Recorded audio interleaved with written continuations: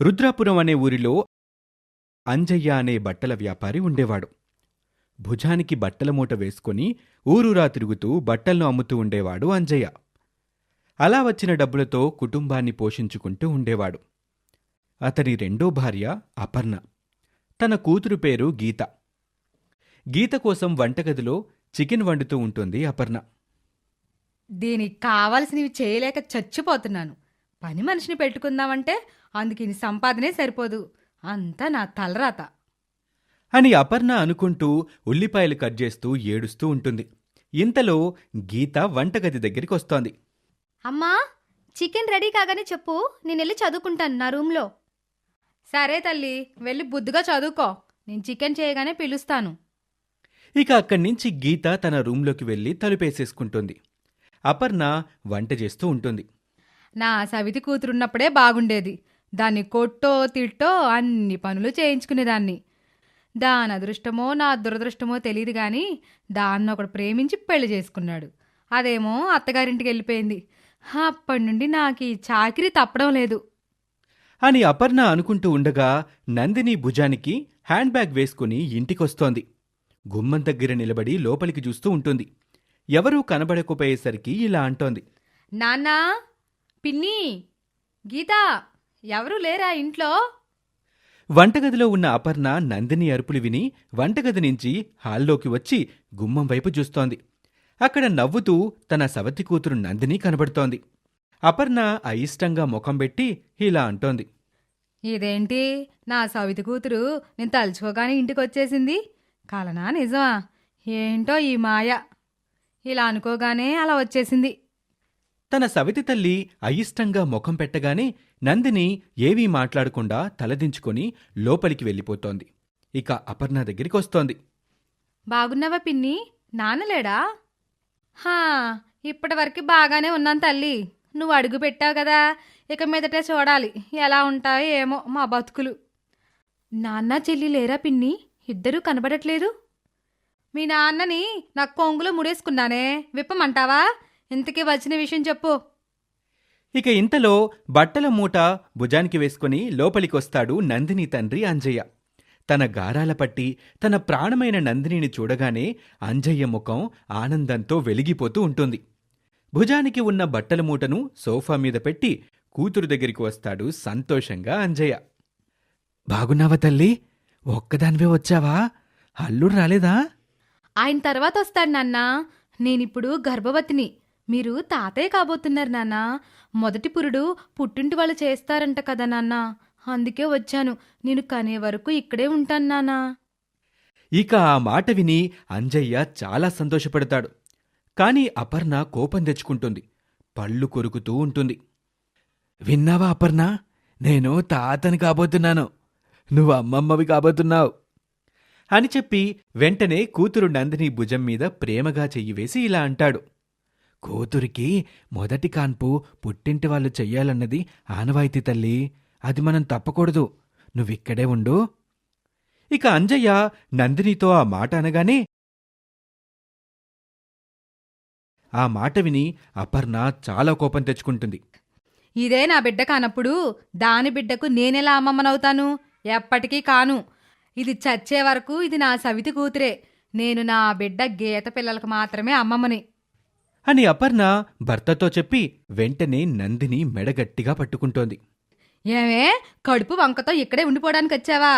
నీకు నీ బిడ్డకు పెట్టడానికి నీ బాబు వేలకు వేలు సంపాదించడం లేదు. పిన్ని, మెడ నొప్పిగా ఉంది పిన్ని, చేయి తీయండి పిన్ని. అపర్ణ, కడుపుతో ఉన్న కూతుర్ని అలా చేయడం మంచిది కాదు. నీకు మన పెళ్లికి ముందే చెప్పాను నాకు కూతురుందని. తనకు నువ్వు తల్లివైతేనే నాకు భార్యవవుతావని చెప్పాను. కానీ నువ్వు నా బిడ్డకు తల్లివి కాలేదు. కానీ నాకు భార్యవై గీతకు తల్లివయ్యావు. ఏంటి, కూతురు రాగానే నోరు బాగా లెగుస్తుంది. తినడానికి నీకు దిక్కే లేదు, ఇక దానికేం పెడతావు?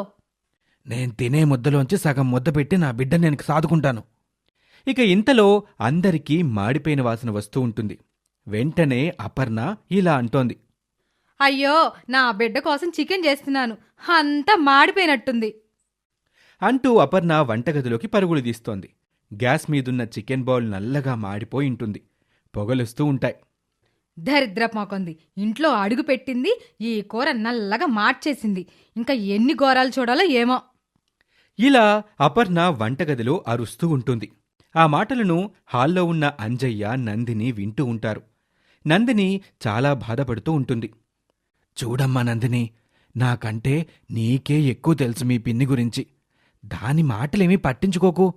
ఇక్కడ నీకు ఏ లోటు రాకుండా నేను చూసుకుంటాను తల్లి. నీకేది కావాలన్నా నన్ను అడుగు, నువ్వంతే. అలాగే నాన్న, రేపు మనం హాస్పిటల్కి వెళ్ళాలి నాన్న.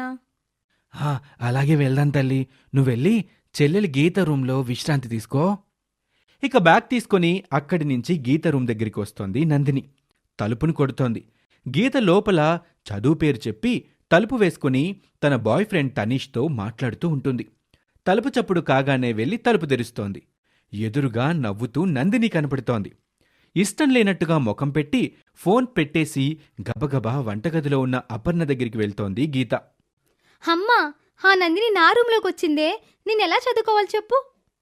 ఇక ఆ మాట విని వంటగదిలో నుంచి పరుగులాంటి నడకతో తల్లి కూతుళ్ళిద్దరూ గీత రూంలోకి వస్తారు.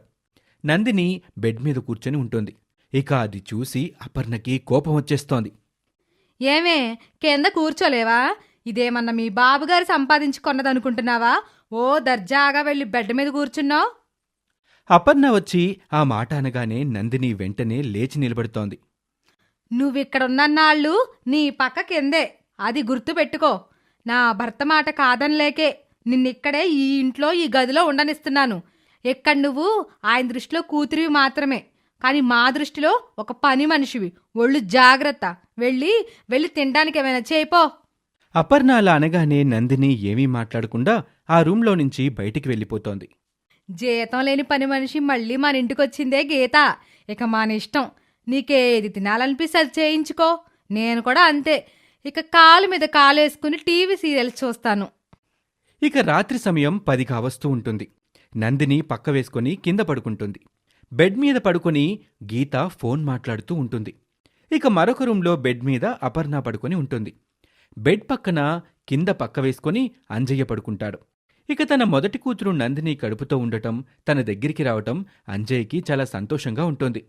తన కూతురిని హాస్పిటల్కి చూపించాలి అంటే అతనికి డబ్బులు కావాలి. ఇప్పుడెలా అని ఆలోచిస్తూ అపర్ణతో మాట్లాడాలనుకుంటాడు. పక్క మీద నుంచి లేచి అపర్ణతో మాట్లాడుతాడు. అపర్ణ, నీతో కొంచెం మాట్లాడాలి. కానీ నాకు మీతో మాట్లాడని లేదు. నాకు బాగా తలనొప్పిగా ఉంది. నన్ను విసిగించకండి. నాకు తెలుసు అపర్ణ, నందిని తిరిగి రావటం నీకు ఇష్టం లేదని. కానీ తనకి మాత్రం ఎవరున్నారు చెప్పు. అయితే ఇప్పుడు నేనేం చేయాలి? హారతి పట్టి పాటలు పాడాలా? నందినిని హాస్పిటల్లో మనమే చూపించాలి కదా, అందుకు డబ్బులు కావాలి అపర్ణ. ఇక అంజయ్య డబ్బుల మాట ఎత్తగానే ఆ మాట విని అపర్ణ బెడ్ మీద లేచి కూర్చుంటుంది. చాలా కోపం తెచ్చుకుంటుంది. దానికి తిండి పెట్టడమే దండగంటే ఇంకా హాస్పిటల్కి తీసుకెళ్లి డబ్బులు కూడా దండగ చేయాలా? కడుపుతో ఉంది కదా అపర్ణ, తప్పదు. నువ్వు ఒప్పుకుంటే మన ఇంటి కాగితాలు తాకట్టు పెట్టి డబ్బులు తీసుకొస్తాను. బాగా తిరిగి ఎక్కువ చీరలమ్మి డబ్బులు జమ చేసి తాకట్టు నుంచి ఇంటి కాగితాలు తిరిపించేసుకుందాం అపర్ణ. నాకిష్టం లేదు. ఆ తర్వాత మీ ఇష్టం. నా సవితి కూతురు కడుపుతో ఉంటే నేనెందుకు నా ఇంటి కాగితాలు తాకట్టు పెట్టను. నేను మళ్ళీ వాటిని విడిపిస్తాను అపర్ణ. నా మాట మీద నీకు నమ్మకం లేదో చెప్పు. మీరెన్ని చెప్పినా నేను వినను. నా సవితి కూతురు కోసం మీరు నాతో గొడవ పెట్టుకోవద్దు. నేను నా ఇంటి కాగితాలు ఇవ్వనంటే ఇవ్వను. చూడు, ఒక్కటి మాత్రం బాగా గుర్తుపెట్టుకో అపర్ణ. ఇది ముందుగా నా మొదటి భార్య సరోజ ఇల్లు. తను చనిపోతేనే నీ పేరు మీద రాశాను. అది మర్చిపోకు నువ్వు. ఇందులో నందినికి కూడా వాటా ఉంది. వీలునామాలో కూడా నేను రాశాను ఆ విషయం. నేను బతికి ఉన్నప్పుడే నా బిడ్డను సరిగ్గా చూడట్లేదు నువ్వు. అలాంటిది నేను చనిపోయిన తర్వాత చూస్తావా చెప్పు. చనిపోయిన దాని గురించి ఇప్పుడు నాతో గొడవ ఎందుకు చెప్పు? ఈ ఇల్లు నా పేరు మీద ఉంది. నేను ఈ ఇంటి కాగితాలు ఇవ్వను. నీ కూతుర్ని ఎలా హాస్పిటల్కి చూపించుకుంటావో అది నీ ఇష్టం. ఇక అపర్ణ అలా చెప్పేసరికి ఏమీ మాట్లాడకుండా అంజయ్య పడుకుంటాడు. ఇక బెడ్ మీద ఉన్న అపర్ణ ఇలా ఆలోచిస్తూ ఉంటుంది. నా సవితి కూతురు గర్భవతి కాబట్టే కదా ఎక్కడికొచ్చింది. ఈయనేమో నాతో గట్టిగా మాట్లాడుతున్నాడు. ఈ ఇంటి కాగితాలు తాకట్టు పెడతా అంటున్నాడు. అసలు నా సవితి కూతురికి కడుపు పోతే అప్పుడు అది వెళ్ళి దానింటి దగ్గరుంటుంది. అప్పుడు ఈయన నోటి మాట గట్టిగా రాకుండా ఉంటుంది. అప్పుడు నా ఇల్లు తాకట్టుకి పోదు. అని అపర్ణ తనలో తను అనుకుంటూ బెడ్ మీద నుంచి లేచి కొబ్బరి నూనె తీసుకుని వచ్చి గీత రూమ్ ముందు పోస్తోంది. ఎలాగూ నందినినే పొద్దునే లేస్తుంది కదా, ఈ కొబ్బరి నూనె మీద కాలేసి జారుతుంది, దెబ్బకు రక్తస్రావం అవుతుంది, ఆ కడుపు పోతుంది. అని అపర్ణ అనుకొని అక్కడి నుంచి ఏమీ తెలియనట్టుగా తన రూంలోకి వెళ్లి బెడ్ మీద పడుకుంటోంది.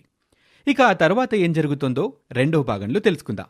ఈ స్టోరీ మీకు నచ్చితే లైక్ చేయండి, కమెంట్ చేయండి, అలాగే మీ ఫ్రెండ్స్తో షేర్ చేయండి. ఇలాంటి ఇంట్రెస్టింగ్ స్టోరీస్ కోసం మా ఛానల్ని వెంటనే సబ్స్క్రైబ్ చేసుకోండి. Thank you for watching.